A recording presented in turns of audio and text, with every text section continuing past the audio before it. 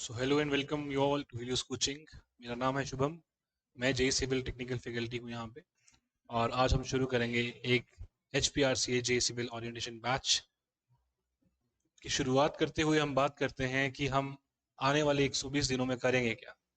So will be mastering P Y Q based road map, यानी कि जितने previous year question हैं उसके हिसाब से जब हम चलेंगे तो automatically will get to know the basic knowledge कि आपको पेपर में क्वेश्चंस आते किस टाइप से।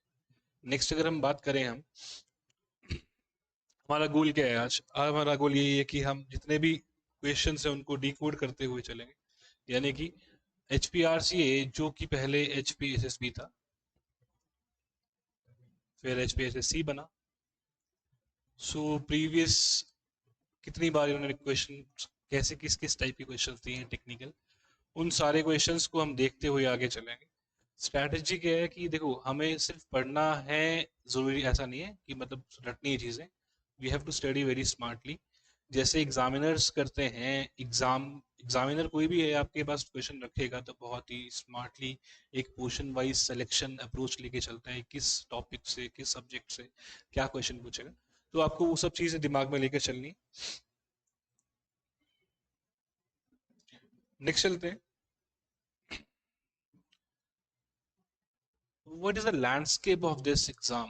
कहने का मतलब है कि आप कभी भी जेई सिविल का एग्जाम क्रैक करने के लिए आपको पहले ये पता होना चाहिए कि बैटल ग्राउंड पे है क्या, हमारे पास किस तरीके से क्वेश्चंस आपके सामने रखे जाएंगे। तो वो सब समझने के लिए सबसे पहले आपको ये समझना है कि इस बार फर्स्ट टाइम ऐसा हो रहा है हिस्ट्री में कि एग्जाम का मोड जो है सीबीटी रखा जाएगा। ओएमआर जो एक कन्वेंशनल तरीका था, अर्स्टवाइल जो पुराने टाइम पे नाम था इसका H P S S C का, ये इस बार चेंज हो गया।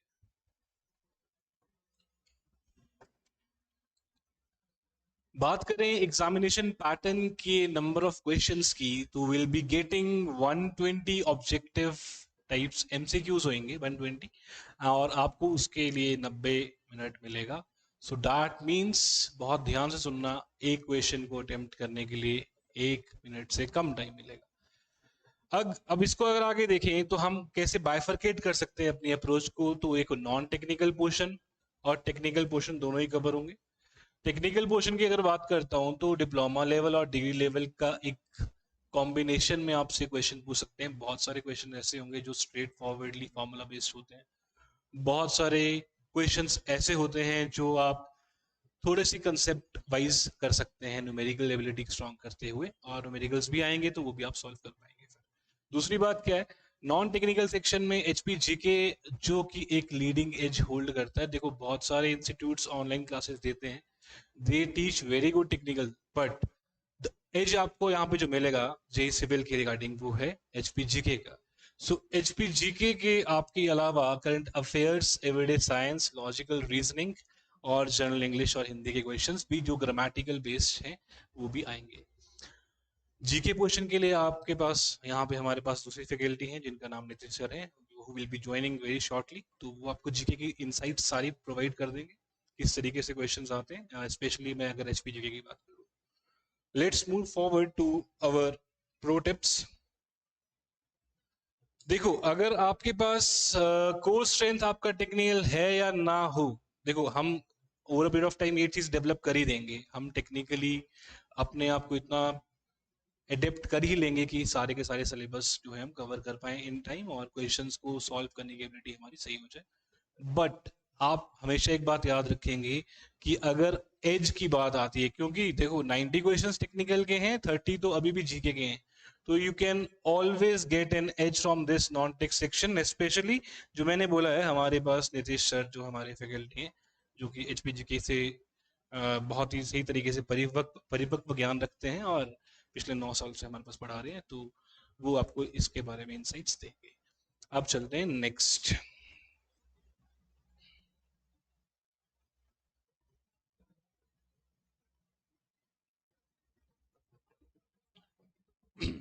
ओके, सो अगर हम बात करें अब सब्जेक्ट वेटेज ब्रेकडाउन की, यानी कि सब्जेक्ट के हिसाब से किस टॉपिक से, किस सब्जेक्ट से हम कितने क्वेश्चंस एक्सपेक्ट कर सकते हैं।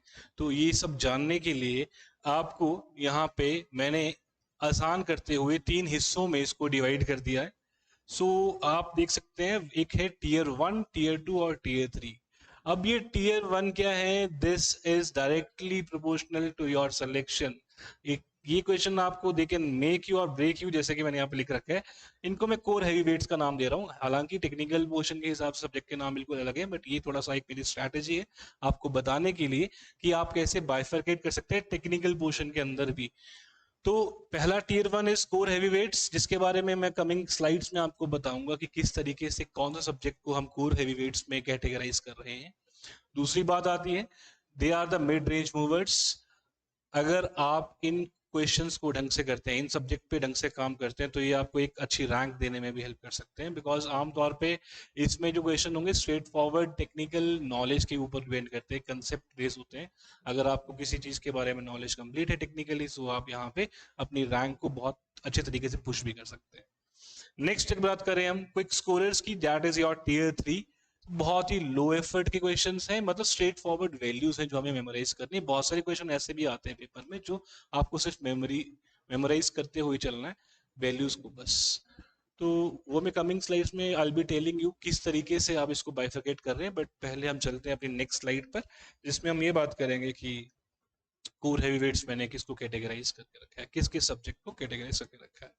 सो when you see the core heavy weights, यहाँ पे आप देख सकते हैं हमारे को ये सबसे पहले मास्टर करने हैं, ये हाईएस्ट प्रायोरिटी होल्ड करते हैं ये सब्जेक्ट्स। कौन कौन से सब्जेक्ट्स हैं ये देखो। सबसे पहले है बिल्डिंग मटेरियल्स। इसको अगर आप कभी डिप्लोमा करिकुलम को फॉलो करके आए हैं, अगर आप एक डिप्लोमा होल्ड करते हैं या फिर आप एक डिग्री होल्ड करते हैं, सो यहाँ पे आपको पता होना चाहिए बिल्डिंग मटेरियल्स का नाम कंस्ट्रक्शन मटेरियल भी था, कंस्ट्रक्शन मटेरियल्स, या फिर आप इसको बोल दो सिविल इंजीनियरिंग मटेरियल्स। सो आप इस तरीके से इस चीज को समझ सकते हैं।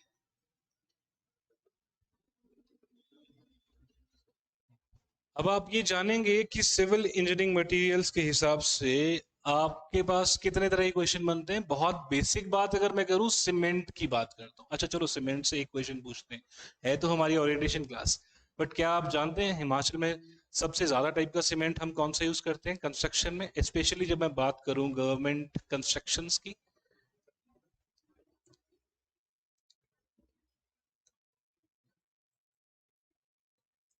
Okay, if you could indulge, मैं आपको बस दो ऑप्शन दे रहा हूं, क्या वो ओपीसी है या पीपीसी? सो हमारे पास जो आज हमारे स्टूडेंट्स हैं, इफ यू कुड कमेंट, जानना चाहूंगा मैं आपके कमेंट्स को।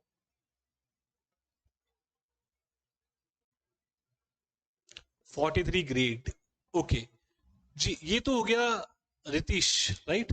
रितिश आप ये जो बता रहे हैं 43 ग्रेड, बहुत बढ़िया बात है, बट 43 ग्रेड तो काइंड ऑफ स्ट्रेंथ हो गया, इसको हम एमपीए भी बोल सकते हैं। MPa stands for mega pascal.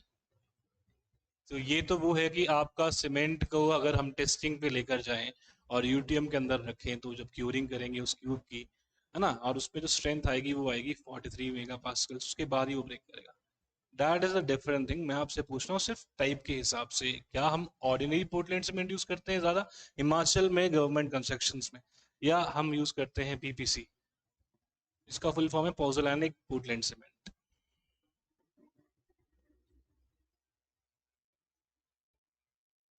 Okay, very nice Rohit. Ambuja cement again it is just a brand, technically अगर बात करें तो क्या है। सो कोई बात नहीं, इसका मैं आंसर आपको देता हूँ। Should I be waiting for your answer? Yes Ritesh, that is a very nice answer, PPC इसका सही आंसर है।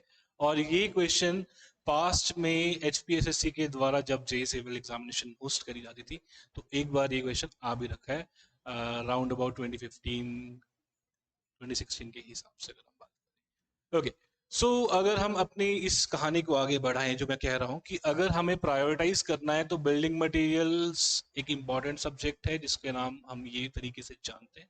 उसके अलावा मैं दूसरी बात करूं तो कंक्रीट टेक्नोलॉजी भी इम्पॉर्टेंट है।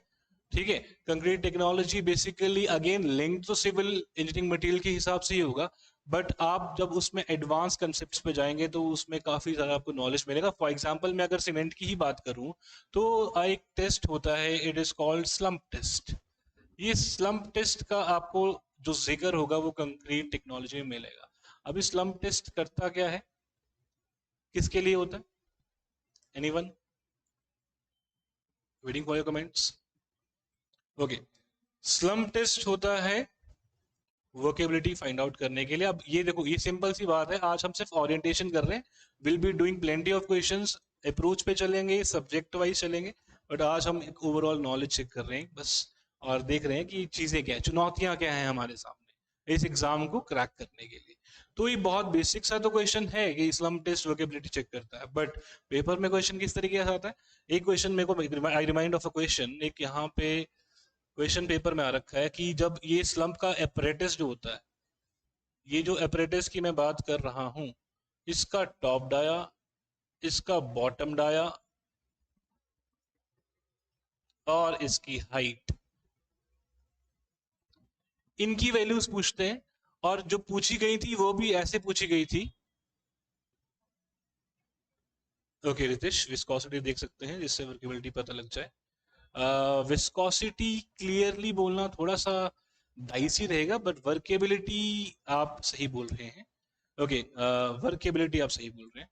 ठीक है, कोई बात नहीं, विस्कोसिटी का ही कंसेप्ट हम अलग तरीके से करेंगे जब फ्लूइड मैकेनिक्स पढ़ेंगे। आई एम श्योर आपने सुना होगा उसके बारे में, बट थोड़ा सा आप यहाँ पे विस्कोसिटी को ले सकते हैं, बट डायरेक्टली आप विस्कोसिटी नहीं बोले तो ज्यादा बेटर है ना। हालांकि आप वर्केबिलिटी में ये जरूर बोल सकते हैं कि कितनी आसानी से आप सीमेंट को, कंक्रीट को, या सीमेंट को जो सीमेंट से कंक्रीट बनी है उसको प्लेस कर सकते हैं या ट्रांसपोर्ट कर सकते हैं, और है ना वो सब चीजें। तो वर्केबिलिटी इज हाउ इजीली, अगर मैं देसी भाषा में बोलूँ तो कितनी आसानी से एक मैसन उसके साथ काम कर सकता है, या उसको उस पर ट्रॉवल चलाने में कोई कठिनाई तो नहीं आ रही, तो वो वर्केबिलिटी है ना। अब ये भी डिपेंड करता है कि आपके पास कंक्रीट किस टाइप की कहाँ लग रही है। फॉर एग्जाम्पल अगर आप मास कंक्रीटिंग कर रहे हैं तो आपके पास ज्यादा वर्केबल कंक्रीट होनी चाहिए, काइंड ऑफ फ्लोई कंक्रीट होनी चाहिए, है ना, ताकि वो अपने आप ही सेट होती जाए। तो ये सब चीजें आपको देखनी है, but due course of time मैं यहाँ पे क्वेश्चन पे आ रहा था। क्वेश्चन था कि इसका टॉप बॉटम और टॉप डाया, बॉटम डाया और हाइट क्या होती है। तो ये सिंपल सी बात है कि 10 सेंटीमीटर है एक वैल्यू, एक 20 सेंटीमीटर है वैल्यू, और एक है 30 सेंटीमीटर वैल्यू। ये तीनों वैल्यूज तो हैं, बट आपको पेपर में कैसे पूछेंगे, पहले ऑप्शंस के हिसाब से जंबल कर देंगे, 10 20 30, फिर पूछेंगे 20 10 30, लाइकवाइज 30 20 10, और क्वेश्चन की वर्डिंग्स को चेंज कर देंगे। पहले आपसे पूछ लेंगे फॉर एग्जांपल हाइट, और फिर पूछेंगे आपसे बॉटम डाया, और फिर पूछेंगे टॉप डाया। तो आपका आंसर 10 20 30 तो हरगिज नहीं है, हालांकि तीनों वैल्यूज हैं ही, बट आपको वहां पे थोड़ा स्मार्ट वर्क देखते हुए करना है कि हाइट की बारे में बात कर रहा है तो 30 होनी चाहिए, बेस डाया 20 सेंटीमीटर और टॉप डाया 10 सेंटीमीटर होना चाहिए। छोटा सा एग्जांपल था कि कैसे काम करती हैं ये चीजें। ओके, सो नेक्स्ट बात करते हैं, और सब्जेक्ट्स हमारे जो बेसिकली हाईएस्ट प्रायोरिटी होल्ड करते हैं। सर्विंग एक इम्पॉर्टेंट टॉपिक है ही, इसमें हमेशा से रहा है। सर्विंग बेसिकली आप सिविल इंजीनियरिंग में इसीलिए पढ़ते हैं ताकि आप किसी भी बिल्डिंग को कंस्ट्रक्ट करने से पहले एटलीस्ट ये जान पाए कि वहाँ पे फिजिबिलिटी है या नहीं है। तो आप नॉर्मली उसमें क्या करते हैं, आप उसमें लैंड सर्वे करते हैं। सर्वे के बहुत सारे टाइप्स हैं, हालांकि इसमें बहुत सारी कंसेप्ट भी आती हैं। फॉर एग्जाम्पल मैं बात करूँ कंपस सर्विंग की, मैं बात करूँ टेक्यूमेट्री की, मैं बात करूँ ट्यूबलाइट सर्विंग की, है ना, चेन सर्वेइंग की बात करें तो सर्वेइंग जो है basically it is an art of measuring distances, है ना। कैसे मेजर करेंगे, हम ग्राउंड पे मेजर करेंगे और उसको प्लॉट करेंगे फिर अपनी एक शीट ऑफ पेपर पे, ताकि उसको एक रिड्यूस स्केल पर हम बता पाए। फॉर एग्जांपल अगर 10 किलोमीटर लंबी कोई सड़क बन रही है, we can not draw 10 kilometre straight on a sheet of paper to represent it, we need RF, that is a scale. तो वो बात की बात हम यहाँ पे डिस्कस करेंगे ड्यू कोर्स ऑफ टाइम के साथ। इसमें क्या क्या फोकस एरियाज हैं? Compass serving, again compass serving आपने सुन रखा होगा, दो तरह की कंपास होती हैं, प्रिज्मेटिक और सर्वेयर्स। अच्छा, क्या आपसे एक क्वेश्चन पूछूं, इन दोनों में से कौन सी कंपास ऐसी है जो स्टैंड के बगैर या ट्राइपॉड स्टैंड के बगैर भी यूज हो सकती है? एनीवन?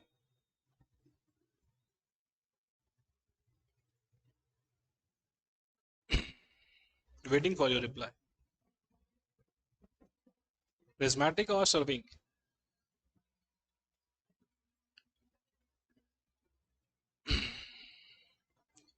जी, इसका आंसर प्रिज्मेटिक कंपास है और इसके बारे में हम बाद में बात करेंगे।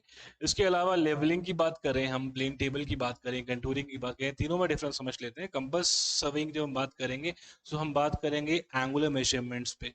एंगुलर मेजरमेंट से मतलब एंगल बेस, क्योंकि कंपास कंपास आपको एंगल ही बताएगी। फॉर एग्जांपल इसको मैं डिफरेंशिएट करूँ चेन सर्विंग से, जहां हम लीनियर मेजरमेंट पे चलते हैं। लीनियर मेजरमेंट मतलब जमीन पे नाप रहे हैं कि अगर फॉर एग्जांपल पॉइंट ए से पॉइंट बी की दूरी कितनी है, उसके हिसाब से पूरे ही एरिया को। अच्छा, एक बहुत कॉमन सा क्वेश्चन यहाँ पे भी पता ही होना चाहिए आपको, बहुत बेसिक सी बात है।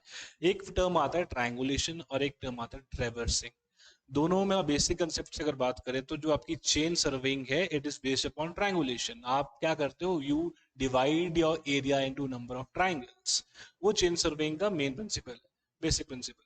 और जब भी बात करूंगा मैं कंपास सर्विंग की, तो वहां पे चलेंगे एंगुलर वाइज। तो काइंड ऑफ अगर बात करें कि आप किसी प्लॉट का ही एरिया निकालना चाह रहे हैं और उसमें अगर आप 5 मार्किंग्स कर लें, A B C D E, इस तरीके से अगर आप इसको मार्क कर लें ए बी सी डी और ई, तो ये जो आप बना रहे हैं इसको आप ट्रेवर्स बोलेंगे। अभी ट्रेवर्स क्यों बोलेंगे कि हर एक, फॉर एग्जाम्पल मैं ए से बी पे जाऊंगा तो मेरे को फॉरवर्ड एंगल पता होना चाहिए, फोर बेरिंग होती है ना। मैं बी से ए पे आऊंगा तो मुझे बैकवर्ड एंगल पता होना चाहिए, बैक बेरिंग होती है।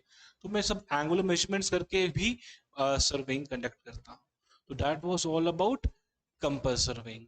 ओके, नेक्स्ट बात करते हैं लेवलिंग की। तो लेवलिंग हमारा एक ऐसा टॉपिक है जिसमें हम वर्टिकल डिस्टेंसेस को भी मेजरमेंट करते हैं। हॉरिजॉन्टल डिस्टेंस मेजर हो चुका है चेन सर्वेइंग में। लेवलिंग में करना क्या है, आप for example you need to create a ground जहां पे बहुत सारे बच्चे खेलेंगे। अब अगर वो इनिशियली एक एब्रप्ट ग्राउंड है, एब्रप्ट सरफेस है जहां पे स्लोपी है एरिया, तो आपको क्या करना पड़ेगा, आपको उस ग्राउंड का लेवल निकालना पड़ेगा। जो आपने सुना भी होगा लेवल, कभी आप घर पे टाइल लगवाते हो या मेसन काम करता है तो कहता है वाटर लेवल निकालना है। तो लेवलिंग है क्या, levelling is all about measuring the vertical distances. अब इसको नापते कैसे हैं, इसको नापते हैं with respect to mean sea level. अब मीन सी लेवल क्या चीज होती है, मीन सी लेवल एक ऐसी वैल्यू है जहां पे ऑल्टीट्यूड की हाइट को हम स्टैंडर्ड जीरो मानते हैं, मतलब जहां से हम मेजरमेंट शुरू करते हैं। That is your MSL। Okay, prismatic, very nice Nitish, I got your answer. तो नेक्स्ट अगर हम बात करें लेवलिंग की, तो लेवलिंग में हमारे पास आज के टाइम पे ऑटो लेवल एक इंस्ट्रूमेंट यूज होता है। ऑटो लेवल से क्या होता है, आप बेसिकली किसी भी पॉइंट की हाइट और फॉल निकाल सकते हैं। हाइट का मतलब क्या है कि आप जिस पॉइंट पे हैं उस पॉइंट से आपका रिस्पेक्टिव पॉइंट कितनी हाइट पर है, कितनी एलिवेशन होल्ड करता है। उस एलिवेशन को निकालने का फायदा ये है कि जब आपके पास नंबर ऑफ पॉइंट्स होंगे, फॉर एग्जांपल मैं बोलता हूँ अगर किसी भी जमीन पर हमारे पास पॉइंट ए है, बी है, सी है, डी है, तो अगर आपके पास इन सब के रिलेटिव हाइट्स होंगे तो we can create a level ground with that thing. आप एक RL को स्टैंडर्ड बनाकर आप उस पे स्लोप को अपने कैलकुलेट कर कर लेवल बना सकते हैं। अच्छा, लेवलिंग का एक और फायदा क्या है, लेवलिंग आप बहुत तरीके से यूज करते हैं। फॉर एग्जांपल जब यहाँ पे हिमाचल प्रदेश में specially you can see these days, आप 4 लेन की बात कर रहे हैं, बहुत जगह कटिंग होती है जमीन की, पहाड़ काटे जाते हैं, फिलिंग भी करनी पड़ती है। तो कटिंग कितनी होगी, फिलिंग कितनी होगी, ये भी आपको लेवलिंग के ओरिएंटेशन वाले पॉइंट्स बता देते हैं। ओके, लेवलिंग के अलावा देखो इंपॉर्टेंट चीज है कंटूरिंग। अगेन एक इंपॉर्टेंट टॉपिक है, पास्ट में इससे स्ट्रेट फॉरवर्ड ही क्वेश्चन बने, बट इंपॉर्टेंट तो है ही है। कंटूरिंग का मतलब क्या है, अगर आप किसी भी सरफेस पे, शीट के सरफेस पे एक लाइन बनाते हैं बेसिकली, फॉर एग्जांपल जिसको कंटूर मैप बोलते हैं, तो उसमें क्या होता है, एक इस तरीके से आपके पास मैप होता है। अब जो ये इस लाइन को बोलते हैं क्या है, इस लाइन को कंटूर लाइंस बोलते हैं। कंटूर लाइंस क्या होती हैं, ये लाइंस होती हैं इक्वल एलिवेशन की। फॉर एग्जांपल अगर मैं कोई हिल बनाना चाहता हूँ, अगर मैं कोई हिल बनाना चाहता हूँ फॉर एग्जांपल, अब हिल मैं ऐसे तो ये पेंट तो ड्रॉ करूंगा नहीं because I am an engineer. तो मेरे को अगर उसको कंटूर मैप शो करना है तो what will I do is, पहले आप यह समझते हैं हिल में होता क्या है। फॉर एग्जांपल इसका RL है 100 मीटर, MSL से 100 मीटर हाइट है, इस पॉइंट की हाइट है मान लो 99 मीटर, इस पॉइंट की हाइट है 98 मीटर। इस पॉइंट की हाइट है 97 metre. So what will I do is कि मैं पूरे अपने हिल के चारों तरफ जाऊंगा और आरएल के सेम वैल्यू के पॉइंट ढूंढूंगा। पहले मैं 100 मीटर वाले सारे पॉइंट्स ढूंढूंगा, ये 100 मीटर वाले सारे पॉइंट्स मेरे को मिल गए तो मैं उससे एक कंटूर लाइन बना दूंगा, क्योंकि मेरे पास नंबर ऑफ पॉइंट्स होंगे जमीन पे जिसकी आरएल की वैल्यू 100 मीटर होगी जमीन से। लाइक वाइज मैं 99 मीटर के पॉइंट्स ढूंढूंगा, लाइक वाइज मैं 98 के ढूंढूंगा। तो जब मैं ये सारे पॉइंट्स ढूंढकर जमीन पे इंटरपोलेट कर कर इसको वापस शीट पर बनाऊंगा तो I will get thing called contour map, जिसकी अगर आपके पास वैल्यूज आएंगी कुछ इस तरीके से लिखी होंगी। अगर मैं बोलता हूँ 100 लिखा है सबसे अंदर, 99 उसके नीचे 98, तो ये क्लियरली इंडिकेट करता है एक हिल। फॉर एग्जाम्पल अगर यही चीज वैली होती है तो वैल्यूज उल्टी हो जाती है। फॉर एग्जाम्पल अगर ये वैली है तो आपके हायर वैल्यूज कहाँ जाएंगी, बाहर जाएंगी, लोअर वैल्यूज कहाँ जाएंगी, अंदर जाएंगी। नेचुरल सी बात है, वैली में आउटर वैल्यू पे क्या होगा, एलिवेशन होगा, और जो गहराई होगी, जो उसका तल होगा, वहां पे वैल्यू हाइट कम आएगी आरएल की, है ना। तो उस तरीके से बात करते हैं। इसके अलावा हम नेक्स्ट चलते हैं, जो हमारा टॉपिक है which is called fluid mechanics and hydraulics. Fluid mechanics और हाइड्रोलिक्स, इसमें ओसीएफ को भी आप इंक्लूड कर सकते हो अगर आपने सुना हो ओपन चैनल फ्लो करके, तो ये भी कंसेप्ट इसमें आती है। इसमें बहुत सारी कंसेप्ट्स आपको पढ़नी है, जैसे कि फ्लूइड की प्रॉपर्टीज। फ्लूइड की प्रॉपर्टीज बहुत basic basic properties, for example मैं बोल दूं, अभी आती है बात विस्कोसिटी की, राइट। विस्कोसिटी क्या है? विस्कोसिटी फ्लूइड की एक प्रॉपर्टी है जिसके हिसाब से वो एक रेजिस्टेंस देता है टुवर्ड्स फ्लो। अगर कोई फ्लूइड ज्यादा विस्कस है तो वो बहेगा भी उतने ही मुश्किल से। मैं सिंपल एग्जांपल लेता हूं, मैं हमेशा अपने स्टूडेंट्स को बताता हूं, let us take an example कि विस्कोसिटी क्या है। एक ग्लास आप पानी का लेंगे, इक्वली वॉल्यूम का आप लेंगे एक ग्लास मस्टर्ड ऑयल का, सेम फोर्स से अगर मैं उसको फर्श पे फेंकता हूं तो ज्यादा दूरी कौन तय करेगा? पानी तय करेगा। क्यों? पानी तय इसलिए करेगा क्योंकि उसके बीच की जो एलिमेंट्री लेयर्स हैं वो कम रेजिस्टेंस देंगी as compare to viscosity, as compare to sorry oil. क्यों? ऑयल का आपके पास ज्यादा रेजिस्टेंस देता है अपनी लेयर्स के थ्रू, तो विस्कस ज्यादा कौन सा हो गया? ऑयल हो गया। बहुत बेसिक क्वेश्चन है पेपर में, ये भी आता है कि क्या विस्कोसिटी को टेम्परेचर से रिलेट कर सकते हैं? जी हाँ, कर सकते हैं आप। ये एक और मैं अपनी क्लास में बहुत बार एग्जांपल देता हूँ, सिंपल एग्जांपल है। आप कभी भी खाना बनाते हैं, मस्टर्ड ऑयल का यूज करते हैं, whenever you pour it for the first time, थोड़ा सा वो थिक होता है, विस्कस होता है। जब वो उसको हीट करते हैं हम कुछ टाइम के लिए तो उसके बॉन्ड्स जो हैं वो थोड़े से वीक होते हैं, काइंड ऑफ वो थोड़ा सा कैसे हो जाता है, आपका जो लिक्विड होता है वो थोड़ा सा पतला पड़ जाता है, उसकी विस्कोसिटी कम हो जाती है। तो यही पॉइंट है मेरा कहने का मतलब है, अगर मेरा टेम्परेचर राइज करता है तो मेरी विस्कोसिटी जो है फ्लूइड की, यानी फ्लूइड में लिक्विड की, वो घटती है। लाइकवाइज अगर मैं बात करूँ, ये बहुत बेसिक से क्वेश्चंस हैं पेपर में जो हमें पता होने चाहिए, कंसेप्ट्स हैं। अगर मैं बात करूँ, क्या मैं गैस को फ्लूइड बोल सकता हूँ? पहली बात, यस, गैस भी एक फ्लूइड है। अब गैस एक फ्लूइड है तो उसकी विस्कोसिटी होती होगी, बिल्कुल होती है। अब टेम्परेचर से मैं विस्कोसिटी को अगर लिंक करूं तो अगर टेम्परेचर बढ़ाता हूं मैं तो गैस की विस्कोसिटी को क्या होना चाहिए? लिक्विड की विस्कोसिटी टेम्परेचर बढ़ने से घटी, गैस का उल्टा चलेगा। क्यों? क्योंकि जिस टाइम पे हम गैस को हीट करेंगे तो उसकी एक साइंटिफिक एक्सप्लेनेशन ये है कि आपके जो उसके लूजली पैक्ड मॉलिक्यूल्स होते हैं, हीट पे उसका प्रभाव कुछ इस तरीके से पड़ता है कि उसका मॉलिक्यूलर मोमेंटम बहुत इंक्रीज करता है। मॉलिक्यूलर मोमेंटम इंक्रीज करता है तो बहुत ही ऐसा बाउंस करते हैं, अंदर स्ट्राइक कर रहे होते हैं एक दूसरे को लेकर, जिस कंसेप्ट के थ्रू हम ये बोल सकते हैं कि ओवरऑल विस्कोसिटी जो है आपके पास गैस की टेम्परेचर बढ़ने पर बढ़ जाती है। सो आपके पास दो क्वेश्चन तो डायरेक्ट ही बन जाते हैं यहाँ पे। क्या? एक तो बन गया विस्कोसिटी लिक्विड की, और एक बन गया ऑयल की। अगर मैं बात करूं टेम्परेचर के हिसाब से तो विस्कोसिटी और टेम्परेचर के हिसाब से टेम्परेचर बढ़ता है तो विस्कोसिटी लिक्विड की घटती है, कम होती है। लाइकवाइज ऑयल की विस्कोसिटी जो है टेम्परेचर बढ़ने पे क्या हो जाएगा? बढ़ जाएगा। तो एक दूसरे से उल्टे रिलेशंस होल्ड करते हैं। आपको ये छोटी छोटी बातें अगर याद रहेंगी तो automatically will be able to crack any exam. और आपके पास सिविल का सिलेबस बहुत वास्ट है, पर हमें को ऐसी छोटी छोटी जो वैल्यूज हैं, ये छोटी छोटी कंसेप्ट अगर ये पता हो तो एक it can make a huge difference in your preparation, है ना। और मैं तो यही चाहूंगा कि आप इस क्लास को थोड़ा ढंग से समझेंगे तो मेरे साथ ढंग से रहेंगे, automatically I will be able to clear all the concepts. और थोड़ा सा समय तो देना ही पड़ेगा, राइट। तो हमारे पास ये कम से कम 120 दिनों का एक शेड्यूल बना के चल रहे हैं हम। ये 120 डेज में हम इतने निपुण हो जाएंगे सिविल इंजीनियरिंग में कि आप जो टेस्ट सीरीज आपको इसके बाद हम जो देंगे आप उसको खुद से सॉल्व करने में बहुत ही कामयाब रहेंगे। ओके, नेक्स्ट बात करते हैं। आपको फोकस किस पे करना था, फ्लूइड मैकेनिक्स पे? अच्छा, इस फ्लूइड मैकेनिक्स में जो मैंने टॉपिक लिखे हैं सिर्फ यही टॉपिक्स नहीं है, बहुत सारे टॉपिक्स हैं फ्लूइड मैकेनिक्स में। एक टॉपिक होता है, जैसे मैं आपको एक सिंपल कंसेप्ट पूछता हूँ, what is back water wave? Civil engineering में कहाँ से लिंक्ड है ये?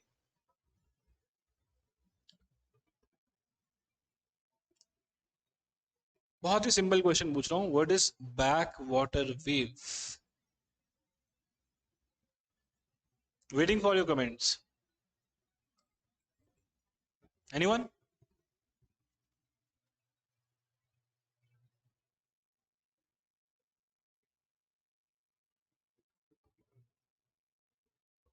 रिदेश, सुना है बैक वाटर वेव के बारे में कभी? रजत, एनी आइडिया? ओके, कोई बात नहीं, इसके बारे में थोड़ी सी बात करते हैं। बैक वाटर वेव एक टॉपिक आता है जब हम बात करते हैं फ्लूइड मैकेनिक्स को लिंक करते हुए सिविल इंजीनियरिंग के स्ट्रक्चर से, जो कि है एक डैम। अब एक डैम में कभी भी आप देखेंगे दो साइड्स होती हैं। एक साइड वो होती है जो दीवार के बैक साइड पे पानी होल्ड रखो रखा है ना? इसको हम क्या बोलते हैं? एनीवन? उसको अपस्ट्रीम बोलते हैं, और नीचे वाले हिस्से को डाउन स्ट्रीम बोल देंगे। अगर ये वॉल के पीछे आपका जितना भी पानी होल्ड है, आप देखोगे इतना बड़ा एरिया होता है। फॉर एग्जांपल, अगर आपने कभी, if you happen to go towards Bhakra Nangal, तो देखा होगा बहुत सारा लार्ज अमाउंट की वॉल्यूम ऑफ वाटर स्टोर्ड है। अब ये इतना पानी स्टोर्ड है कि कभी कभी ये आपका सारा प्रेशर लगाएगा टूवर्ड्स वॉल, और वॉल पे प्रेशर लगा तो वॉल तो आपकी एक स्टेशनरी चीज है, राइट? अब वॉल भी उसको क्या करेगी, रेजिस्टेंस देगी। अब जब ये रेजिस्टेंस देगी तो आपकी वेव जो है वो चलेगी पानी की। अगर ये काइंड ऑफ मेरा डैम का वॉल है तो ये यहाँ से टकरा कर ये बैक साइड को जाएगी।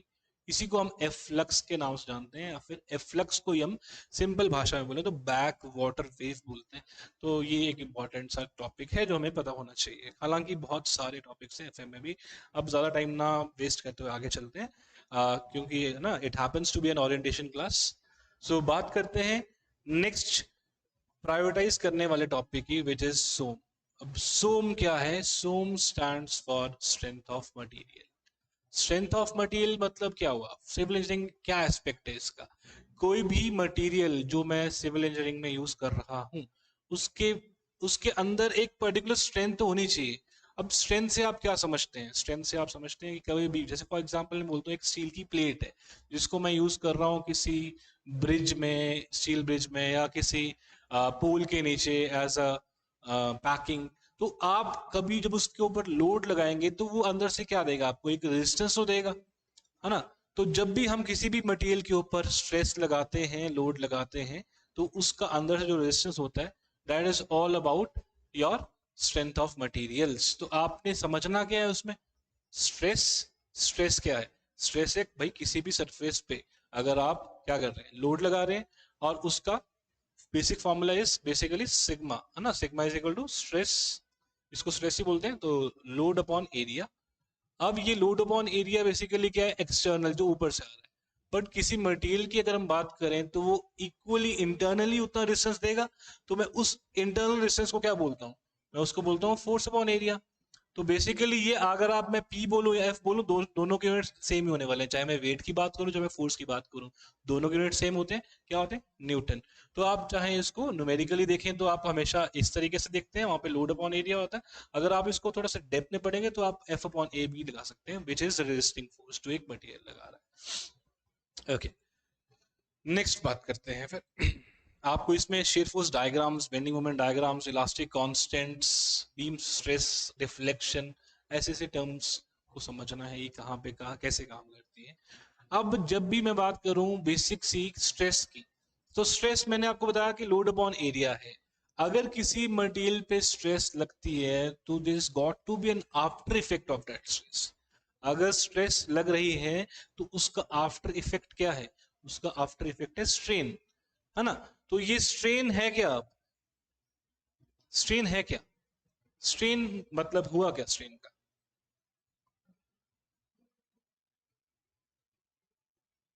जब मैंने बोला आफ्टर इफेक्ट है, तो आफ्टर इफेक्ट का मतलब है अगर किसी भी स्ट्रेस से कोई चीज डिफॉर्म होती है, फेल करती है, या हम बोले ईल्ड करती है। तो ये सब चीजें किसके बारे में बात हो रही है? ओवरऑल ये बात हो रही है स्ट्रेन के बारे में। तो हमेशा अपने को याद रखने, शॉर्ट शॉर्ट से पॉइंट होता है कि strain is an after effect of stress, है ना? ठीक है, नेक्स्ट चलते हैं।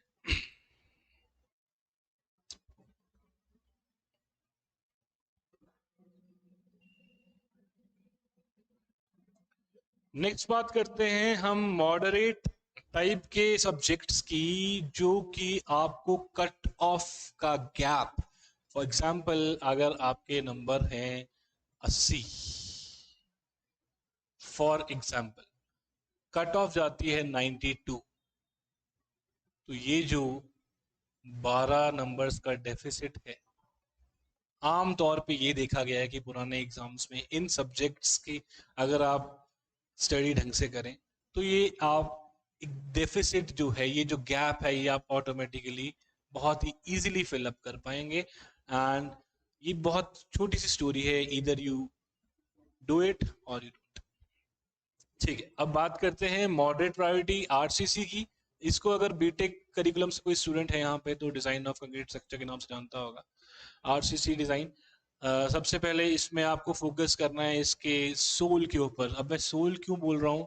सोल इसलिए है क्योंकि जितने भी कोडल प्रोविजंस वाले सब्जेक्ट हैं, है ना, कमीशन को बड़ा पसंद है भाई इससे कैसे क्वेश्चन उठाना, डायरेक्ट क्वेश्चन उठाना। तो कोडल प्रोविजंस यानी कि आरसीसी का कोड जो आपके सामने IS 456, इससे बहुत सारे क्वेश्चन बनते हैं।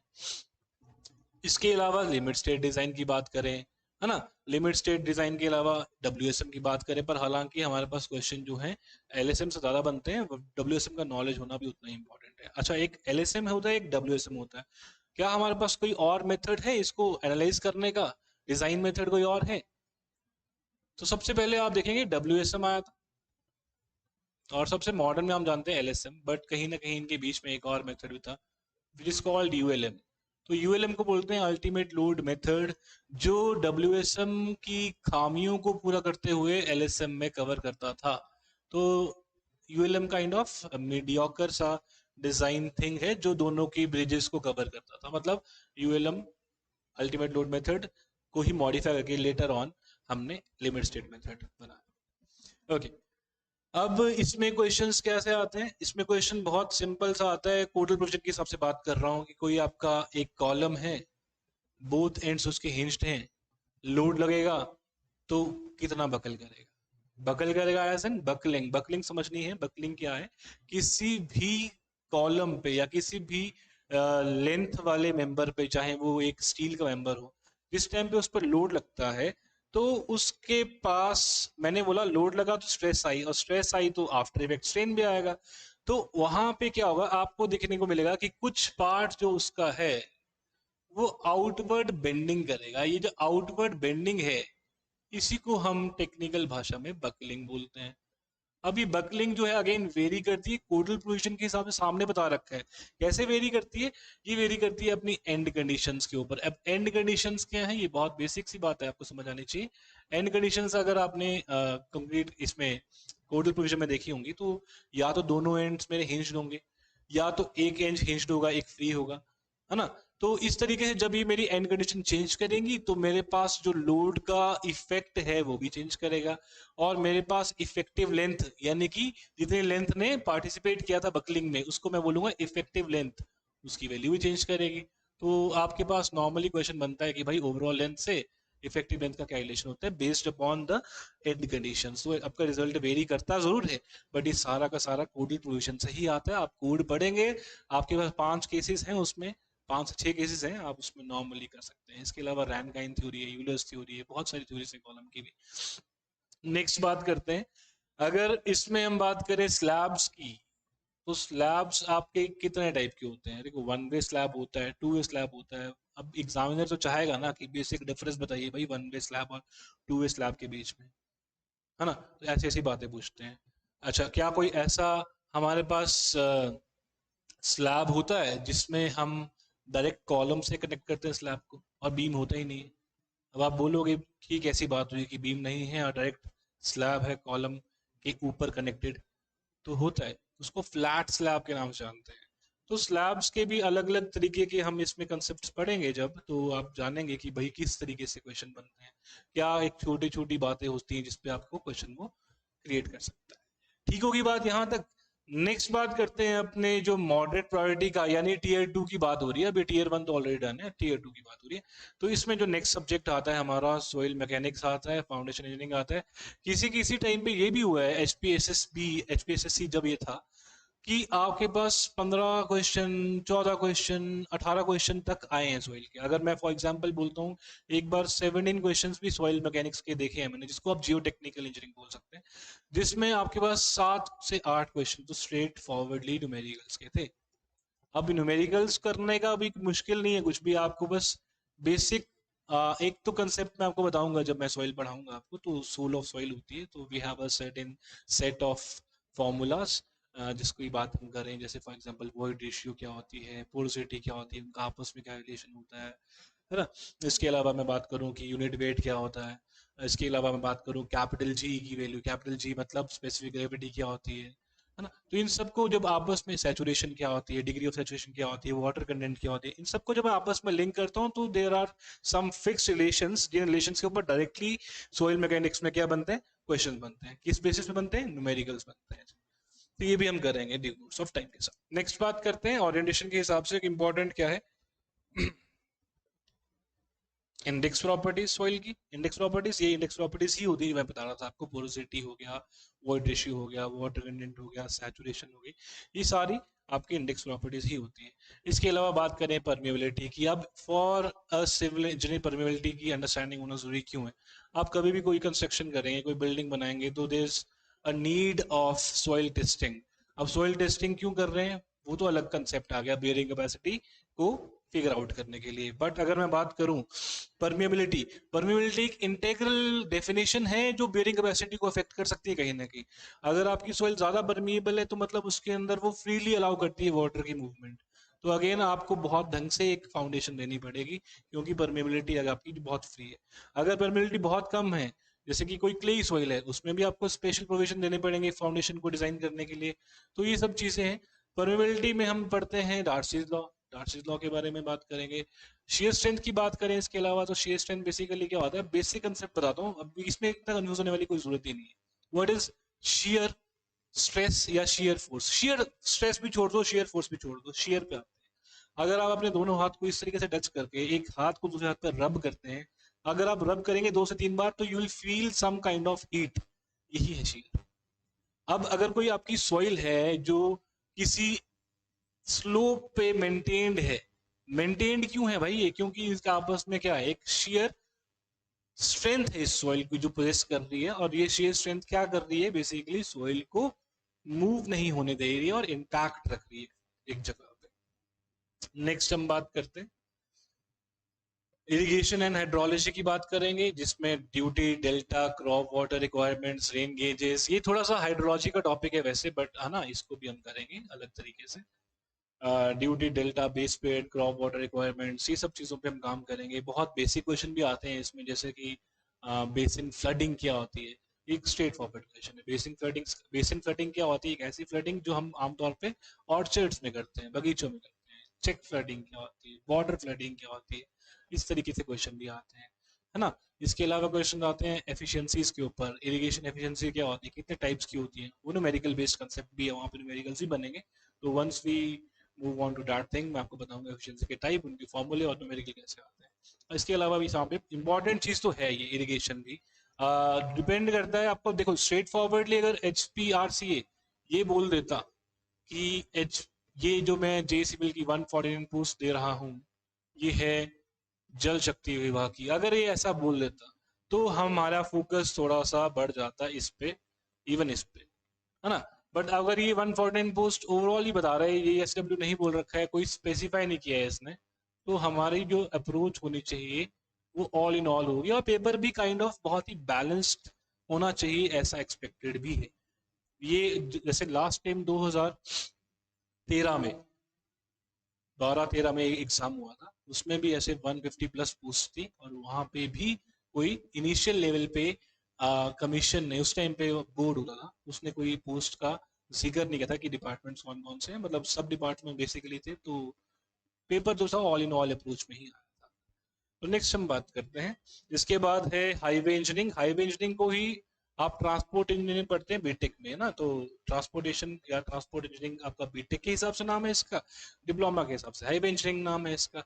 अब इसमें किस तरीके के क्वेश्चन आएंगे आपको, ज्योमेट्रिक डिजाइन के क्वेश्चन आते हैं भाई। ज्योमेट्रिक डिजाइन क्या होता है, कर्व्स हो गए, उनके टाइप्स हो गए, है ना। इसके अलावा एसएसटी क्या होता है, stopping side distance, overtaking side distance, highway materials. Materials की बात करें तो एक इक्वेशन आपको ध्यान आना चाहिए यहाँ पे, बिटुमेन एक मटेरियल होता है, बिटुमेन एक मटेरियल होता है हाईवे का।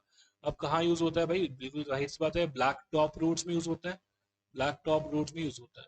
तो क्या हमारे पास कुछ ऐसा इंडिया में, ये देखो एक टेक्निकल क्वेश्चन प्लस जीके से लिंक कर रहा हूँ, क्या इंडिया में कोई ऐसा सोर्स है जहां से हम ये बिटुमेन को सोर्स करते हैं, और प्लस ये एक बता रहा हूँ आपको, ये इसका एक हिंट दे रहा हूँ, ये ऑयललेस, ये सॉरी ऑयललेस कह रहा हूँ मैं, ये ओल्डेस्ट रिफाइनरी भी है, और ये नॉर्थ ईस्ट में भी है, और ये असम में भी है, बट इसका स्ट्रेट आंसर जो है वो है दिग्बोई, है ना। तो दिग्बोई, तो ऐसा ऐसे बहुत सारे क्वेश्चन आते हैं। अब टार क्या होता है, बिटुमेन क्या होता है, एस्फॉल्ट क्या होता है, डिफरेंस क्या है उन सब चीजों में, है ना। हाईवे में भी ओवरऑल आप देखेंगे तो आपको अगर 8 से 10 क्वेश्चन जो पहले आते थे, जिसमें से आपके पास 3 से 4 न्यूमेरिकल रहते ही रहते, ठीक है। जबकि मैं अगर आरसीसी की बात करूं, जो मैंने थोड़ा छोड़ दिया शायद, इसमें आपको 8 से 10 क्वेश्चन रहेंगे, और आमतौर पर किसके होंगे, कोडल प्रोविजन के। तो ये सब चीजें हैं जो हमें फोकस करनी है। नेक्स्ट बात करते हैं इसके बाद।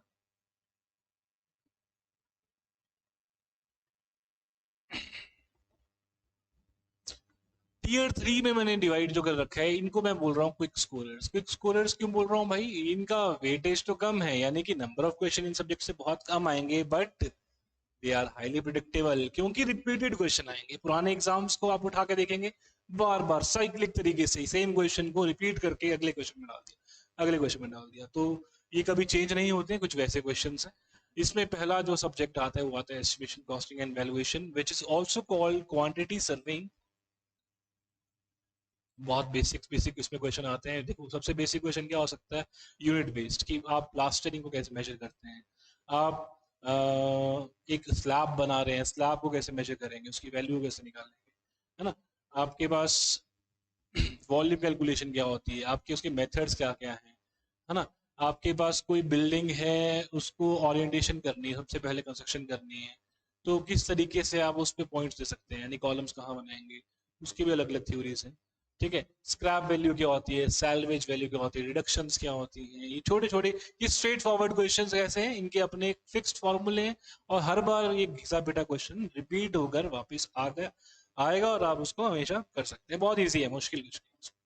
आगे क्विक स्कोरर है इसलिए। Next environmental engineering.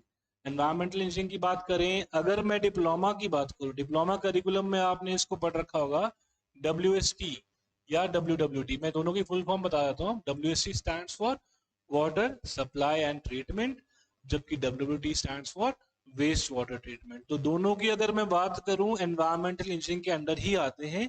Environmental engineering एक आपका सब्जेक्ट है जो बीटेक में इसको हम नाम देते हैं, डिप्लोमा के टाइम पे आप इसको इस तरीके से पढ़ते थे, ठीक है। अब इसमें क्या क्या क्वेश्चंस आ सकते हैं भाई, इसमें देखो एक तो क्वेश्चन सिंपल आता है आपके पास, कि जो आपके पास वाटर क्वालिटी पैरामीटर्स हैं,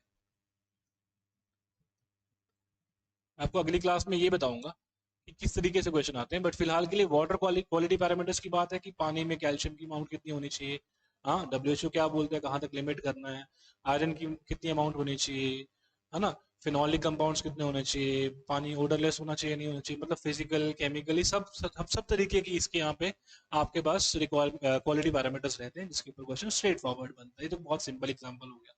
अब दूसरी बात अगर मैं करूं, यहाँ पे एक कंसेप्ट है वाटर क्वालिटी पैरामीटर्स के अलावा, एक है BOD COD। BOD stands for biochemical oxygen demand, biological oxygen demand बोलते हैं। COD stands for chemical oxygen demand.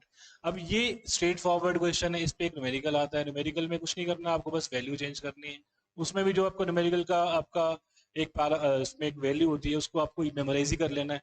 कोई भी क्वेश्चन आएगा, बस वैल्यू चेंज करो, आंसर निकल जाता है। Repeated question, basic sewage disposal methods. अब सीवेज जो है थोड़ा इससे लिंक्ड है, हालांकि ओवरऑल सब में आएगा। अब यहाँ पे बहुत बेसिक कंसेप्ट की बात करूँ तो सीवेज, सलेज, ये देखो आपको सारे वर्ड्स लगभग सेम लगेंगे, सीवरेज,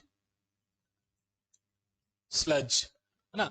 इन सबको एक साथ बोलोगे तो it will act as a tongue twister also. But बात करते हैं सीवेज क्या होती है। सीवेज कोई भी वेस्ट वाटर जो मेरा कहाँ से जा रहा है, घर से निकल रहा है, और अंडरग्राउंड जो मेरी म्यूनिसपैलिटी की पाइप्स बीच रखी हैं रोड लेवल के नीचे, जिनको हम क्या बोलते हैं, जिनको हम बोलते हैं सीवर। तो एक और टर्म आ गया, सीवर के अंदर ही सीवेज आएगी, राइट। और अगर मैं सीवर का नेटवर्क बना दूंगा, इंटर कनेक्शन यानी कि नेटवर्क इसका पूरे शहर में बिछी है ना पाइप, सीवर लाइंस बिछी हैं, तो उसको सीवरेज बोलते हैं।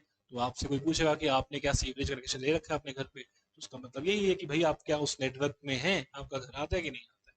फिर एक बात होती है स्लज। स्लज क्या है, बहुत बेसिक एग्जांपल है, अप्रोच बहुत बेसिक रखेंगे। देखो बहुत सारी टेक्निकल चीजें ऐसी होती हैं जो आपको अपनी डेली लाइफ में देखी होती है। अब स्लज क्या है यार, कभी आपने देखा है किसी जैसे अगर हम बात करें किसी हलवाई की दुकान के बाहर जो एक नाली होती है, आमतौर पे गंदगी होती है बहुत सी जगहों पे, तो एक ग्रीसी सा कंपाउंड दिखता है आपको, ब्लैक और ग्रीसी सा कंपाउंड, उसी को स्लज बोलते हैं। Sludge is nothing more than that, है ना। अब इसकी कंसेप्ट क्या है, उसके अंदर कंटेंट क्या है ना, वो सब बात की बात है। सीवेज की बात करें तो ना 99.9% तो ये क्या होता है, वाटर ही होते हैं, 0.01% सॉलिड्स होते हैं। तो सीवेज में क्या क्या आएगा भाई, आपका ह्यूमन एक्सक्रीटा भी आ जाएगा, यूरिन भी आ जाएगा, है ना, सारे वेस्ट आ जाएंगे जितने भी सिटी के वेस्ट जनरेट होते हैं और जो सीवर लाइंस में चल रहे हैं। तो एक छोटी छोटी कंसेप्ट की मैं बात कर रहा हूँ, क्योंकि देखो मैंने खुद ही पहले ही बोला है, हाईली प्रिडिक्टेबल है, स्ट्रेट फॉरवर्ड क्वेश्चन आएंगे, क्विक स्कोरर्स भी हैं, डेफिनेशन पता है, ओके, कंसेप्ट का फॉर्मूला पता है, ठीक हो जाएगा, सिंपल क्वेश्चन। नेक्स्ट बात करते हैं इसके अंदर स्टील स्ट्रक्चर्स डिजाइन की। इसको अगर कोई बीटेक करिकुलम का बंदा यहाँ पे है, उसको उसने पढ़ रखा होगा DSS, design of steel structures. अब जैसे मैंने बोला आरसीसी के अंदर you need to focus on IS 456, likewise आपको क्या करना है, आईएस 800 फोकस करना है जब आप स्टील स्ट्रक्चर पढ़ेंगे, क्योंकि कोडल प्रोविजंस पे जो क्वेश्चन है, मैंने पहले ही बोला था, बहुत पसंद है किसको, एचपी, एसएसबी, एचपी, एसएससी, आज के टाइम पे एचपीआरसी वो भी हो सकते हैं। तो most expect likely it is कि ऐसा होगा भी कि कोडल प्रोविजन से क्वेश्चन डायरेक्टली बनेंगे, हालांकि इसमें नंबर्स का ज्यादा नहीं होगा, बट प्रिडिक्टेबल होते हैं कि वैल्यूज आपसे स्ट्रेट फॉरवर्ड पूछी जाती है। कनेक्शंस की बात करें, कनेक्शंस में कैसे बढ़ते हैं, कनेक्शन होते हैं, वेल्डेड कनेक्शन हो गया, रिवेटेड कनेक्शन हो गया, पिंड कनेक्शंस हो गए। तो इन कनेक्शंस का क्या डिफरेंस है, अभी हर एक कनेक्शन में देखो आप कोई भी स्किल का मेंबर जोड़ते हैं तो there is got to be some formula कि भाई इस पे शेयर कितना लगेगा, इसकी स्ट्रेंथ कितनी होगी, इसकी बियरिंग स्ट्रेंथ कितनी होगी, प्लेट है अगर स्टील की तो टियरिंग स्ट्रेंथ कितनी होगी, तो सब चीजें इस टॉपिक के अंदर आती है। नेक्स्ट बात करें कंप्रेशन मेंबर्स की। सो कंप्रेशन मेंबर्स जैसे आरसीसी में एक कॉलम होता है, वैसे ही आप स्टील के टॉपिक के हिसाब से अगर पढ़ रहे हैं तो एक टर्म आ सकता है आपके सामने, स्टैंशन। अब ये जो वर्ड है स्टैंशन, ये आपको मैं सिर्फ ओरिएंटेशन दे रहा हूँ आज के लिए। तो स्टैंशन इज बेसिकली एक कॉलम जो कि is made up of steel. तो ये आपको पता होना चाहिए। अच्छा, यही अगर कॉलम पोस्ट में लिख देता हूँ तो पोस्ट भी एक कॉलम है, बट नेसेसरली ये आपका स्टील का हो ऐसा नहीं होता है। आमतौर पे वुडन कॉलम को हम बोलते हैं क्या, पोस्ट बोल देते हैं। वैसे ही आरसीसी कॉलम को हम कॉलम बोल देते हैं नॉर्मल भाषा में, है ना। तो ये सब चीजें हमें पता ही होनी चाहिए, बेसिक सी। नेक्स्ट अगर बात करें कंप्रेशन मेंबर्स की, तो जैसे एंड कंडीशंस के हिसाब से पार्टिसिपेट करती है, बकलिंग होती है आरसीसी में, ऐसे ही कंसेप्ट यहाँ भी है ना। यहाँ पे भी थ्योरीज लगती हैं उस तरीके की। कंप्रेशन मेंबर्स होते क्या क्या हैं, किस तरीके से काम करते हैं। अगर मैं बात करूं, एक सिंपल एग्जांपल लेते हैं, आपने कभी हाईवे कंस्ट्रक्शन होते देखी होगी, these days हिमाचल में हो ही रही है। तो एक बहुत बड़ी सी क्रेन काइंड ऑफ पोकलिन जिसको हम बोलते हैं, उसका आपने एक बूम देखा होगा, ऐसा एक लॉन्ग सा उसमें है ना एक बूम बना रखा होता है, जिसके नीचे आमतौर पे बकेट होती है या कुछ होता है, या जो लोड उठाता है पीछे, वो एक बड़ी सी क्रेन है। तो अगर मैं बात करूं civil engineering point of view से, ये बूम है तो ये स्टील का ही, मतलब है तो ये मेटल का ही, बट ये कौन सा मेंबर है। तो ये आपको नॉर्मली देखो जब इस पे लोड आ रहा है ना, तो ऐसा लगता होगा कि भाई इस पे तो खिंचाव पड़ेगा, तो आप बोल दोगे कि ये टेंशन मेंबर है। बट अगर आप ऐसा बोलोगे तो आप बहुत ही गलत बात कर रहे हो। बूम जो है वो टेंशन मेंबर कहते ही नहीं है, वो है एक कंप्रेशन मेंबर।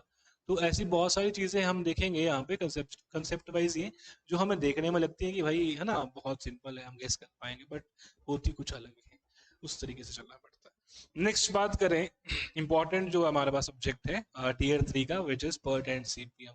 अब पर्ट एंड सीपीएम जो आपका सब्जेक्ट है, ये आमतौर पे सिविल इंजीनियरिंग की जब मैनेजमेंट साइड पे जाते हैं, जब किसी भी वर्केबल साइट पे अगर हम हैं और वहां पे क्या सारी कंडीशंस मीट हो रही हैं, तो मैनेजमेंट वाली साइड पे जो हम बात करेंगे, तो दैट इज योर PERT और CPM। PERT stands for program evaluation and review technique. तो आप जितने भी आपने एक्टिविटीज कर रहे हैं उनको रिव्यू की टेक्निक, मतलब अलग अलग फॉर्मूले हैं इसमें भी, है कि मोस्ट लाइकली टाइम क्या है, मोस्ट पेसिमिस्टिक टाइम क्या, ऑप्टिमिस्टिक टाइम क्या है, ये काम कब हो जाएगा, है ना। उस तरीके से न्यूमेरिकल इसमें भी छोटे मोटे आते हैं और स्ट्रेट फॉरवर्ड क्वेश्चन कंसेप्ट है। CPM stands for construction planning and management. तो इसलिए मैंने बोला ये कुछ मैनेजमेंट ओरिएंटेड सब्जेक्ट्स हैं जो आपसे पूछे जाते हैं इसके ऊपर से क्वेश्चन। ठीक है, आपको पर्ट वर्सेस सीपीएम देखना है, क्रिटिकल पाथ रेगुलेशन देखनी है, फ्लोट स्लैग, ये अगेन बहुत सिंपल और बेसिक डेफिनेशंस है, इसके बारे में भी पता होना चाहिए, right. So that was all about your 3 है ना डिफरेंट टीयर्स जो मैंने बना कर रखे थे आपके लिए। अब इंपॉर्टेंट बात जो अगली है वो है नॉन टेक डिसाइडर। अब नॉन टेक डिसाइडर मतलब क्या, टेक्निकल सब्जेक्ट पे मास्टरी हो तो आप एक्सपेक्ट कर सकते हैं जेई बनना? नॉट नेसेसरली, क्योंकि आप एक जनरल सेक्शन को इग्नोर हरगिज नहीं करेंगे जिसमें एचपी जीके की बात करें, उसके अलावा जीएस के सब्जेक्ट्स हैं, ज्योग्राफी, रिवर्स एक्सेट्रा, जिसके बारे में हमारे पास दूसरी फैकल्टी आपसे बात करेंगे जीके वाले। और इसके अलावा ये सब चीजें हैं, आपको English, Hindi, mathematics, logical reasoning, ये सब बारे में सर बात करेंगे, नीतीश सर। तो ये पढ़ना भी इक्वली इंपॉर्टेंट है, बिकॉज ओवरऑल ये भी 30 मार्क्स की पूछे जाएंगे। 30 मार्क्स एक ह्यूज स्कोर होता है। अगर आप टेक्निकल में 90 में से एम कर रहे हैं 70 और एक्यूरेसी के हिसाब से आए आपके 55, तो 30 मार्क्स की जो ये जीके का सेक्शन है, स्ट्रेट फॉरवर्डली इसमें तो अगर आप 25 लगा के चल रहे हैं तो 25 ही आएंगे, तो है ना। अब 55 और 25 कितने हो गए? 80।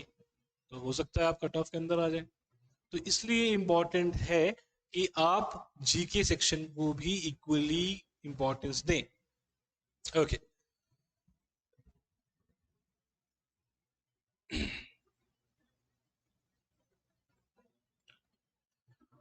अब इसमें अगर बात करें how to approach with respect to PYQs, तो ऐसा है कि आपको मैं ड्यू कोर्स ऑफ टाइम के साथ, हम थ्योरी तो करेंगे बट साथ साथ हम ये भी देखेंगे, और हमारी नेक्स्ट क्लास में हम ये भी करेंगे, जो पोस्ट कोड 845 था उसमें किस तरीके से क्वेश्चन बने थे, किस सब्जेक्ट की कितनी वेटेज थी, वो सब बात करेंगे हम। और उसकी जो टीयर 1 की कैटेगरी में कैसे क्वेश्चन आए हैं, टीयर 2 की कैटेगरी में कैसे क्वेश्चन आए हैं, टीयर 3 की कैटेगरी में किस तरीके से क्वेश्चन आए, उसके बारे में बात करेंगे।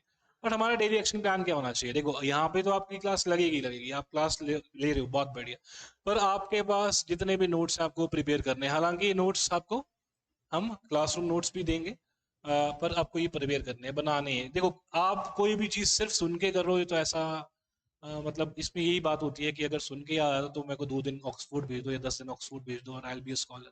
तो कहने का मतलब थोड़ा लिखना जरूरी है, जब लिखोगे ना तो बढ़िया आएगा। ठीक है, स्टेप 2 क्या है आपका? आपको देखो ये पास एचपी ये भी हम करवाई देंगे आपको, पुराने क्वेश्चन पेपर सारे के सारे। तीसरा स्टेप क्या है? अपनी मिस्टेक्स को एनालाइज करना। हाँ, यहाँ पे देखना कोई अगर आप कोई कंसेप्ट भूल रहे हो, कोई वैल्यू भूल रहे हो, तो अगेन टाइम एंड अगेन आपके पास, हमारे पास पूरा व्हाट्सएप ग्रुप बना होगा, वहां से अपने डाउट शेयर कर सकते हैं, है ना, नोट्स। चौथा स्टेप क्या है? एक मिस्टेक नोटबुक ही जरूर बनाना, क्योंकि जब भी आप क्वेश्चन पढ़ोगे करोगे तो हो सकता है कुछ एरर्स आपके बार बार रेकर कर रहे हैं, उनके बारे में अगर आपके पास एक रिकॉर्ड होगा तो आप अगली बार कभी भी उसको गलत नहीं करोगे, है ना। और इन सारों को आप एक हफ्ते में एक बार रिवाइज कर लो। सो ये चीजें, इन चीजों में से देखो 80% चीजें तो हम करेंगे, है ना, और आपको करनी है 100% ये सारी चीजें। तो 80% तो हम आपकी हेल्प कर ही रहे हैं, 20% आपने देना है। Just give it your best shot and you can be a J, right. Next बात करते हैं फिर।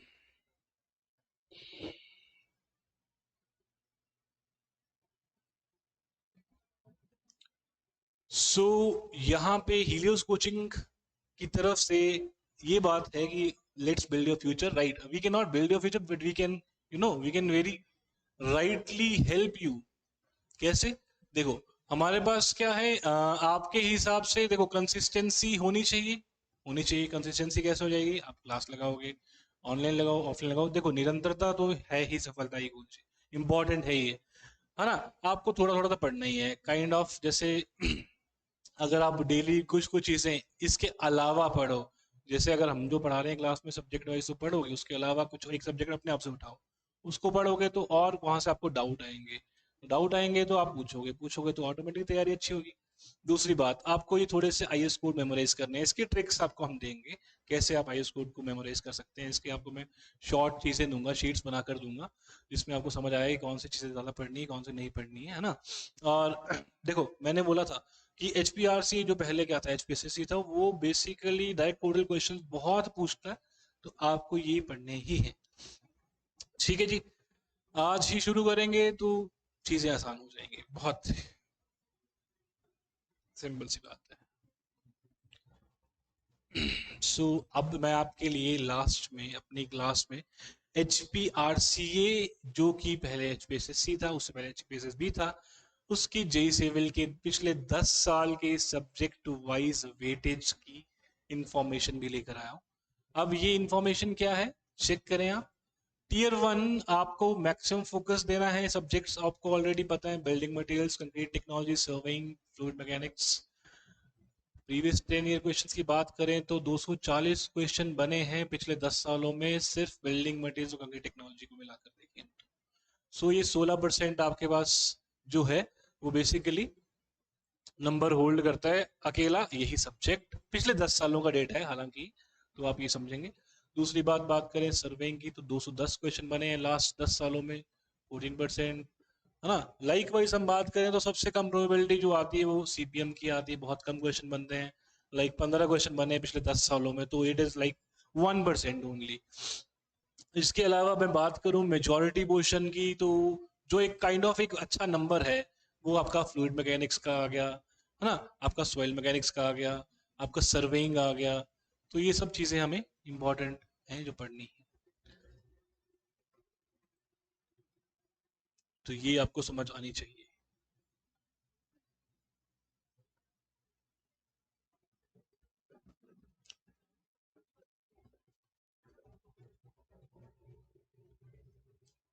So in the end, I would like you to give a quick view on this, कितने तरीके से हमने सब्जेक्ट्स को डिवाइड किया, मैक्सिमम फोकस वाले, रैंक डिसाइडर्स वाले, क्विक स्कोरर्स वाले, और पिछले 10 सालों में जो प्रोबेबिलिटी ऑफ क्वेश्चंस इनकी बनी है, उसके बारे में हम बात कर सकते हैं।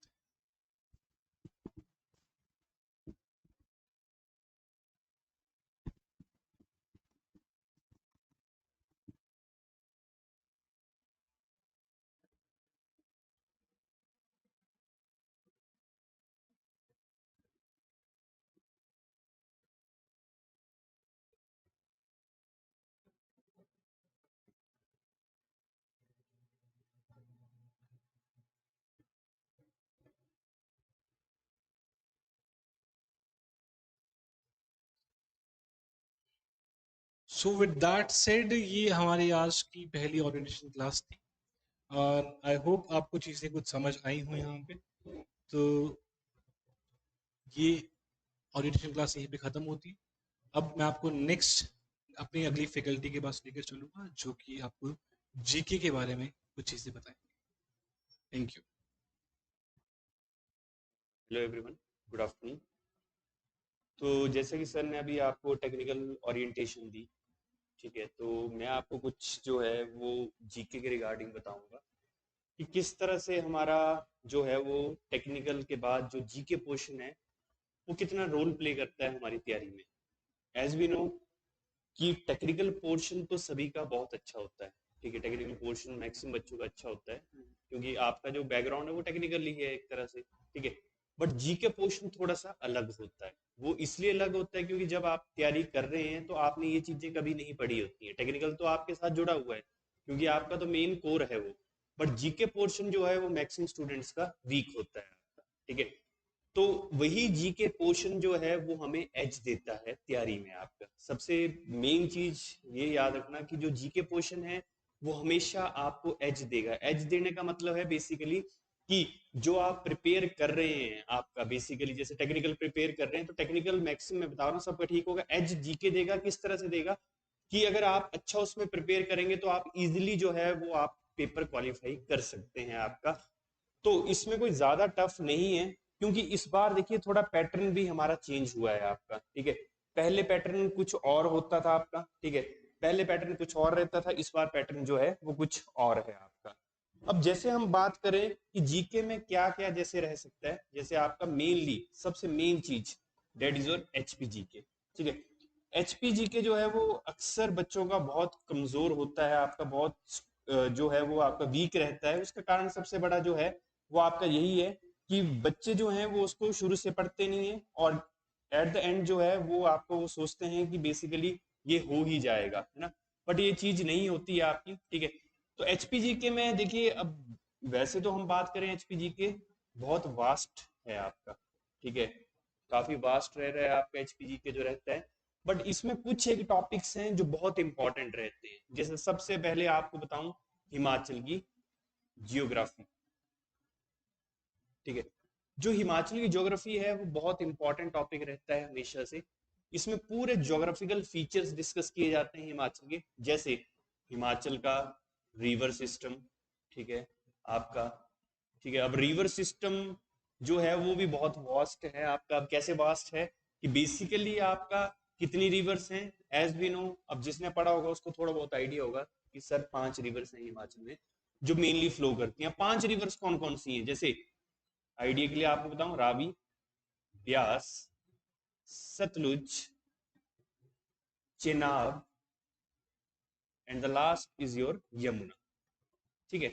अब ये 5 रिवर्स हैं, तो इन 5 रिवर्स की एक एक डिटेल हमें पढ़नी होती है। जैसे कि कौन सी रिवर कहाँ से निकलती है, मैं फटाफट बोलूं, रावी कहाँ से निकलती है, बड़ा बंगाल। ब्यास कहाँ से निकलती है, ब्यास कुंड, ठीक है। सतलुज कहाँ से निकल रही है, आपके रकस्ताल, ठीक है। चेनाब जो है वो आपकी लाहौल स्पीति में चंद्रा और भागा दो मिलके चेनाब बना रही है। यमुना कहाँ से निकली है, यमुनोत्री ग्लेशियर, ठीक है। ये बड़ा स्टार्टिंग पॉइंट आ गया, कहाँ से कौन सी रिवर निकलती है, ठीक है। उसके बाद कहाँ पे एंटर करती है, कहाँ पे लीव करती है हिमाचल को, सबसे बड़ी रिवर कौन सी है, सबसे छोटी रिवर कौन सी है, ट्रिब्यूटरीज कौन सी है, कौन सी ट्रिब्यूटरी कहाँ पे किसको मिलती है, किस रिवर को। ऐसे ऐसे करके इसके बहुत सारे क्वेश्चन बन जाते हैं आपके। तो वो चीज हम बिल्कुल डिटेल्ड में करेंगे आपका, ठीक है, बिल्कुल डिटेल में इन रिवर सिस्टम के बारे में पढ़ेंगे।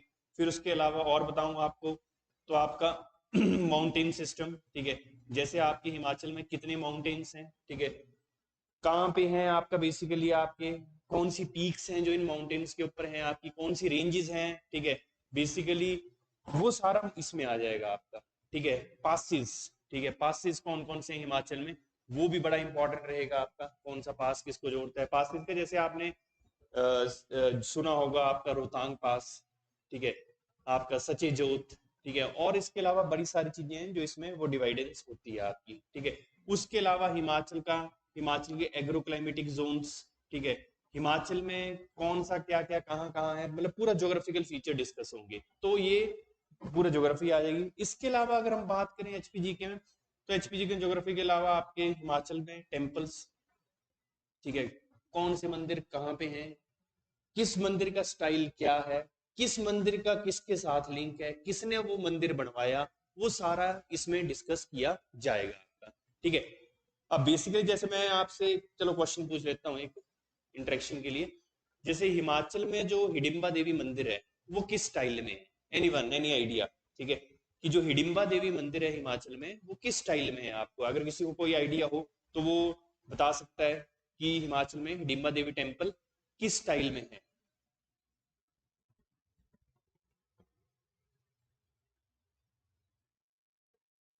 ठीक है, फटाफट आंसर देंगे तो बेटर रहेगा। हाँ जी रोहित जी, ये क्लास आपकी चलेगी 3:30 तक, 3:30 बजे तक ये क्लास रहेगी आपकी, 3:30 तक, ठीक है। तो अब जैसे आपसे कोई मुझे रिप्लाई नहीं आया है इसके रिगार्डिंग कि हिडिंबा देवी टेम्पल किस स्टाइल में है, ठीक है। तो हिडिंबा देवी टेम्पल अब जैसे है, it is in pagoda style, ठीक है, क्या स्टाइल है? Pagoda style. थोड़ा सा मैं बना के भी बता दूंगा आपको, इस तरह से ऐसे करके, ठीक है, यहाँ पे फिर इस तरह से। अब आप बोलेंगे हाँ सर याद आ गया देख के कि मंदिर तो कुछ ऐसा जैसा ही है, बट हमें आज तक इसका स्टाइल पता नहीं था। तो ऐसे ऐसे क्वेश्चन एग्जाम में पूछे जा रहे हैं, ठीक है। टेम्पल्स कहाँ पे हैं? ऊपर से सबसे बड़ा हिमाचल का जो कल्चर, ठीक है, हिमाचल का कल्चर बहुत इंपॉर्टेंट रहता है। कल्चर में सब कुछ आ जाएगा आपका, पेरेंट फेस्टिवल, ठीक है, उसके अलावा आपकी यहाँ पे क्या डांसेस हैं, ठीक है, कौन सा ट्राइब्स हैं, किन ट्राइब्स का क्या रहना सहना है, क्या उनका खाना पीना है, वो सब इसमें आ जाएगा आपका, ठीक है। तो वो सारी चीजें जो हैं वो इसमें आ जाएगी, ठीक है। उसके बाद हिस्ट्री, हिमाचल की हिस्ट्री, उससे भी क्वेश्चंस आने के चांसेस रहते हैं, ठीक है। हिमाचल की हिस्ट्री से भी क्वेश्चन आने के चांसेस रहते हैं। जैसे बड़ा बेसिक पूछूंगा, शायद ये आपको पता होगा, कांगड़ा फोर्ट, कांगड़ा का किला आपने सुना ही होगा, ठीक है। अब कांगड़ा फोर्ट किसने बनाया है आपका कोई आइडिया?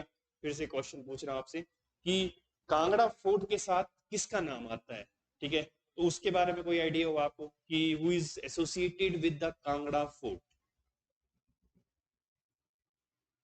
एनी आइडिया आप बता सकते हैं, ठीक है, कि कांगड़ा फोर्ट जो है वो किसके साथ एसोसिएटेड है, किसका नाम आता है कांगड़ा फोर्ट के साथ जुड़ा हुआ? ठीक है, चलो, अगर आपको इसके बारे में भी नॉलेज नहीं है तो मैं बता देता हूँ, ये है डेट इज योर सुशर्म चंद, है ना।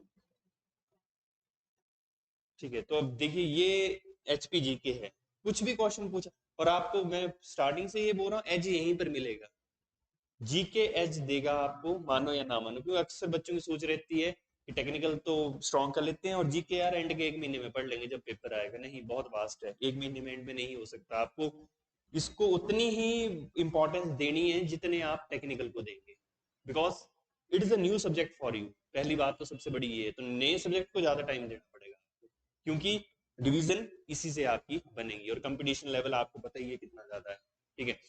तो इस तरह से हिस्ट्री के क्वेश्चन, कल्चर, ज्योग्राफी, ये सब जो है वो हिमाचल इकट्ठा मिलके हम सारा कवर करेंगे इस क्लास में, ठीक है।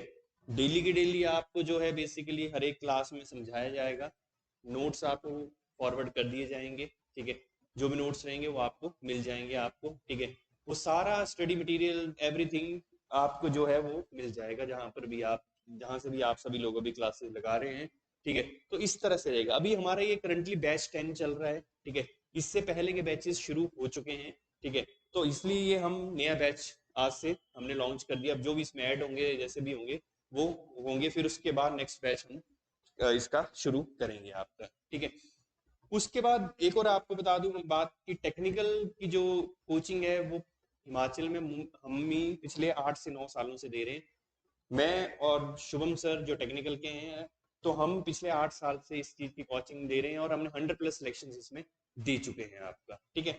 फिर उसके बाद जो है हिमाचल के बाद आपका जैसे करंट अफेयर्स, ठीक है। करंट अफेयर्स में आपको कराऊंगा सेक्शनल,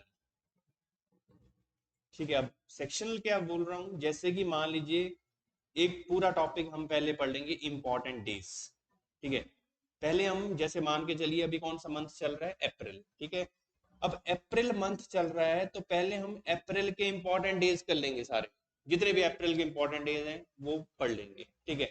फिर उसका नेक्स्ट सेक्शन हमारा बनेगा, जैसे आपका मान लीजिए स्टेट न्यूज, ठीक है, मतलब कौन से आपका जो आपका राज्य है उसमें क्या क्या न्यूज करंट की चल रही हैं। उसके नेक्स्ट सेक्शन लाएगा जैसे आपका बेसिकली मान के चलिए डेट इज योर स्पोर्ट्स, ठीक है। उसके अलावा मान के चलिए इंटरनेशनल, उसके अलावा स्कीम्स, ठीक है। तो ये सारा जो है वो हम सेक्शनल करेंगे। सेक्शनल मतलब एक एक करके जो है वो हम इसको करेंगे, ठीक है। कि कौन से, इससे क्या होगा, आप कंफ्यूजन नहीं होगी। मैं अगर आपको इकट्ठा कराऊं कि एक करंट आपको स्टेट न्यूज का करा दिया, एक करंट मैंने आपको स्पोर्ट्स का करवा दिया, एक आपको इंपॉर्टेंट है, तो वो आपके लिए कंफ्यूजिंग हो जाएगा। उससे बेटर क्या है कि मैं आपको जो है वो पहले एक एक पोर्शन में इसको कंप्लीशन दूंगा। जैसे जैसे ये पोर्शन होते जाएंगे वैसे वैसे हम आगे बढ़ते जाएंगे। मतलब मोस्टली हमारा टारगेट ये रहेगा कि एग्जाम से पहले जो है वो हम लगभग 1-1.5 महीना पहले इसको कंप्लीट कर लें सारे सिलेबस को, ताकि उस जो 1-1.5 महीना है उसमें हम रिवाइज करें, जैसे ऑनलाइन टेस्ट्स, ठीक है, वैसे हम वो करें आपका, ताकि आपकी रिवीजन होती रहे साथ साथ में, ठीक है, आपके कुछ डाउट्स हों वो क्लियर कर सकें उस टाइम में हम, ताकि हम एक बिल्कुल तैयार होकर उस एग्जाम के लिए जाएं आगे, ठीक है। उसके अलावा हम बात करें नेक्स्ट, ठीक है, उसके बाद जो आपका कुछ पोर्शन अगर हम मान ले बाकी जियो का, ठीक है, या साइंस का वैसे जैसा रहेगा, तो वो भी हम साथ साथ में करेंगे आपका, ठीक है, क्योंकि अभी तक एग्जैक्ट सिलेबस जो है वो आपका डिफाइंड होगा, ठीक है, कैसे कैसे एग्जैक्ट सिलेबस डिफाइंड होता है, डिटेल्ड में आता है, उसके बाद हम एग्जैक्टली क्लियर होंगे कि क्या टॉपिक्स की डिमांड कर रहे हैं। बट जनरली जो अभी तक हमें बताया गया है कि ऐसे ऐसे ये चीजें आएंगी वैसे आएंगी, तो हम अपने एक्सपीरियंस से बोल रहे हैं कि बेसिकली इस तरह से चीजें आएंगी आपको, ठीक है। HPRCA जो ये एग्जाम कंडक्ट करवा रहा है, एज वी नो अभी पीछे कुछ एग्जाम्स हुए, जैसे आपका आर्ट्स का हुआ, ठीक है, और भी बहुत सारे एग्जाम्स हुए, तो लेवल अब बहुत ज्यादा उठ चुका है। एक बात याद रख लेना कि लेवल अब उतना लेवल नहीं रहा है जितना आज से 3-4 साल पहले जो लेवल था, ठीक है, जो पिछला बोर्ड था इससे पहले, उसका लेवल अलग था, इसका लेवल जो बहुत ही ज्यादा हाई कर दिया है। तो मतलब हमें उस लेवल तक प्रिपेयर होना पड़ेगा, ठीक है, कि उस लेवल तक हम प्रिपेयर होंगे तभी हम ये एग्जाम क्रैक कर पाएंगे, ठीक है। तो लेवल उठ चुका है आपका, इसलिए आपको डेली की डेली जो भी क्लास होगी वो आपको डेली रिवाइज करनी है जी, अपने जहां पर भी हैं आप, ठीक है, डेली की डेली रिवीजन करना है उस क्लासेस का, ठीक है। और मेनली डाउट सेशन को जब भी हम रखेंगे या इन बिटवीन आपको कोई डाउट होगा तो आप पूछ सकते हैं, that will be visible to us, ठीक है। और उसके अलावा कोई ज्यादा बड़ा डाउट है तो उसके अलावा आपको टाइमिंग दे दी जाएगी टीचर्स के द्वारा कि आप इस टाइम पे इस डाउट्स को पूछ सकते हैं आपको, ठीक है। मतलब आपको ये फील ना हो कि आप यहाँ पर नहीं बैठे हैं, आप घर पे हैं तो आपको जो है वो चीजें नहीं मिल रही हैं, आपको ये फील होना चाहिए कि नहीं, हम इतनी दूर से भी बेसिकली जो है वो सब अच्छा ग्रैब कर रहे हैं आप, तो ऑनलाइन का मतलब वही है, ठीक है। उसके अलावा अगर हम बात करें, ठीक है, अब जो ये क्लासेस होंगी वो मोस्टली ये क्लास रहेगी 40 to 45 मिनट्स की डेली, ठीक है, 40 से 45 मिनट की जीके की क्लास आपको डेली मिलेगी, ठीक है।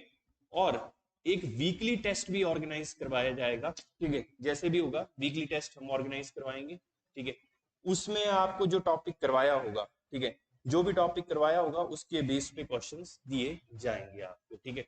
और फिर हम एक मंथली टेस्ट भी ऑर्गेनाइज करेंगे इसमें, ठीक है, और मंथली टेस्ट भी हो जाएगा, ये भी हो जाएगा। फिर एक हम मिक्स टेस्ट भी बीच में मंथ के बाद ऑर्गेनाइज करेंगे। मिक्स टेस्ट मतलब है आपका टेक्निकल प्लस जीके दोनों का, मतलब जो टॉपिक्स आपके होंगे उनका एक मिक्स भी करेंगे। फिर एंड में जब हमारा पूरा कंप्लीशन पे हम आने वाले होंगे तो उस टाइम पे हम क्या ऑर्गेनाइज करेंगे, मेगा टेस्ट। मेगा टेस्ट मतलब एफएलटी मतलब full length test. Full length test जो है वो भी हम ऑर्गेनाइज करेंगे और जो डेडिकेटेड टेस्ट सीरीज है वो भी आपको प्रोवाइड कर दी जाएगी आपकी, ठीक है। तो इस पैटर्न में हमारा ये सब चलेगा आपका, ठीक है। और उसके अलावा जो है अगर हम बात करें, ठीक है, तो उसके अलावा आपका ये सीबीटी मोड रहेगा जो सर ने आपको बता ही दिया होगा 120 आपका, ठीक है। तो इस बार ये फर्स्ट टाइम ऐसा हो रहा है आपका, तो बेसिकली हम कोशिश करेंगे कि आपको पूरी तरह इस मोड में हम ढालें और आप वहां पे जाके एक अच्छा परफॉर्म कर सकें आपका, ठीक है। उसके अलावा अगर हम बात करें तो हर एक पैटर्न को हम, जैसे मैं स्टार्टिंग से हो रहा सेक्शनल करेंगे, तो हमेशा याद रखना सेक्शनल होगी इसमें सारी चीजें। आप 1 या 2 दिन का डेमो क्लास लगा सकते हैं, ठीक है, पहले अपने आप को कंफर्म कर सकते हैं कि मुझे समझ आ रहा है नहीं आ रहा है, कैसा लग रहा है कैसा नहीं लग रहा है। उसके बाद जो है वो आप कंफर्मेशन हमें दे सकते हैं, ठीक है, कि हाँ सर मुझे करना है, या टाइमिंग का इशू है आपको या किसी को कुछ इशू है, तो that we can discuss, because हम रिकॉर्डेड भी देंगे साथ में आपको, ठीक है। लाइव क्लास तो चलेगी, अब कई बार अब आप ऑनलाइन इसलिए कर रहे हैं क्योंकि अवेलेबिलिटी की थोड़ी कमी होगी शायद आप में, ठीक है, इसलिए हम उसका रिकॉर्डेड देंगे। अगर आप लाइव नहीं लगा सकते तो रिकॉर्डेड, जैसे कुछ स्टूडेंट्स होते हैं वो बोलते हैं कि सर हम लाइव नहीं, हमें रिकॉर्डेड ही चलेगा, तो आप रिकॉर्डेड भी उसको जब आप फ्री होंगे उस टाइम पे देख सकते हैं। But the main thing is that कि इफ यू आर प्रिपेयरिंग तो प्लीज सीरियसली प्रिपेयर करना, ठीक है, एक बहुत अच्छी अपॉर्चुनिटी है आप लोगों के लिए। 149 प्लस पोस्ट जो है वो आपकी निकली हुई हैं, और इतनी पोस्ट पिछले 7-8 साल में नहीं आई थी।